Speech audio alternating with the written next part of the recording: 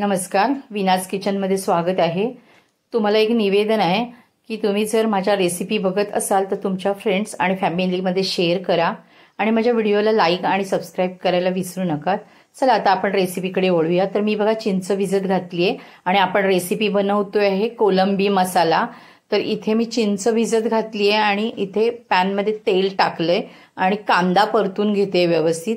कांदा जरा व्यवस्थित परतला, सोनेरी कलर आला त्याला, हा बघा थोडासा, की लगेचच मी त्याच्यात टाकली आहे ओली मिरची, लसूण आणि आला, ह्याचा ठेचा टाकलाय आल्याचा आणि छानपैकी असं परतून घेतलंय, तो सुद्धा असा खमंग। त्यानंतर आपण टाकूया त्याच्यात टोमॅटो आणि टोमॅटो पण एकदम सॉफ्ट होईपर्यंत परतून घेऊया असा पॅनमध्ये। तर अशा पद्धतीने तुम्ही कोलंबी मसाला तयार करून बघा। आता हे सगळे मसाले टाकले, त्याच्यात मीठ आहे, हळद आहे, आपला घरचा मालवणी मसाला आहे, त्याच्यानंतर काश्मीरी लाल तिखट आहे आणि थोडासा गरम मसाल्याची पावडर टाकली आहे मी।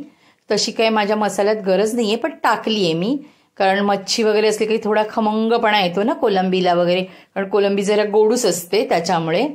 तर त्याच्यानंतर आपण ते सगळं परतून घेतलं आणि इथे आपण चिंचेचा कोळ आणि कैरी ना ही पिवळी दिसते पण खूप आंबट होती तर ती टाकली आहे मी, त्याच्यामुळे मी इथे कोकम नाही वापरलंय। तुम्हाला अजून पाहिजे आंबट तर तुम्ही कोकम वापरू शकता। तर इथे असं व्यवस्थित सगळं परतून घेतलं, त्यानंतर आपण कोलंबी टाकली आहे, ती पण छान अशी परतून घेऊया, असं मस्तपैकी मिक्स करून घेऊया इथे।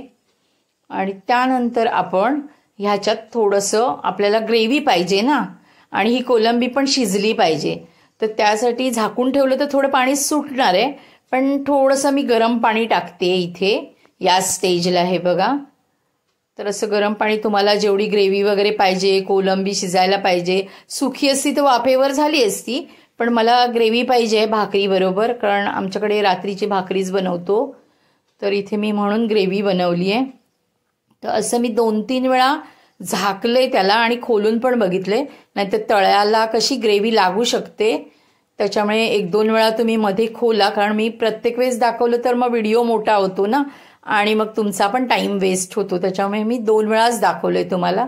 तर तसंही तुम्हाला माहिती आहे 1-2 वेळा खोलून बघितलं पाहिजे, नाहीतर तळाला लागू शकते। तर इथे बघा अशी आपली कोलंबी जवळजवळ तयार झाली आहे, हे बघा मस्तपैकी ग्रेव्ही तयार झाली आहे त्याची, आणि टेस्ट पण मी बघितली आंबट एकदम छान झाली आहे। आणि इथे वरून मी कोथिंबीर घातली आणि इथे असा आपला कोलंबी मसाला छान झालाय। चपाती आणि भाकरी बरोबर काय लागतो, पण असं नाही थोडं पातळ ठेवलं आणि भाताबरोबर खाल्लात ना तरी सुद्धा छान लागतो। तर तेही मी ट्राय केलंय, तर असं तुम्ही नक्की करून बघा। याच्यावर मी भाजल्यात भाकऱ्या, तर मी इथे ज्वारीच्या भाकऱ्या भाजल्यात, कारण आमच्याकडे रात्रीच्या ज्वारीच्याच भाकऱ्या असतात। तांदळाची भाकरी पण खूप छान लागते आणि चपाती तर कोलंबी बरोबर खूपच छान लागते। तर बघा तुम्हाला जे काय आवडतं ते तुम्ही बनवा।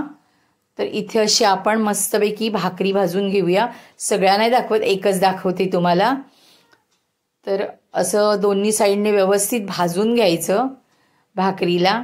डायरेक्ट आपण गॅसवर टाकली तर ती पटकन फुगणार आहे आणि फुलणार पण आहे, तर मी इथे तव्यावरच टाकली आहे। आणि बघा कुठेतरी क्रॅक गेला ना की हवा जात असते, तर अशी आपली टम्म छानपैकी भाकरी फुलली आहे। तर आपण दोन्ही साईडने छान अशी कुरकुरीत तिला भाजून घेऊया, कारण जरा अशी कुरकुरीत वगैरे असली की मुलं आवडीने खातात ना, त्याच्यामुळे। तर इथे मी अशी छान भाकरी भाजून घेतली आहे। तर आता आपण एका प्लेटमध्ये घेऊया, कारण आपला कोलंबी मसाला पण तयार आहे आणि इथे आपली भाकरी सुद्धा तयार झालेली आहे। तर तुम्ही घरी नक्की ट्राय करा आणि इथं असा आपला कोलंबी मसाला तयार।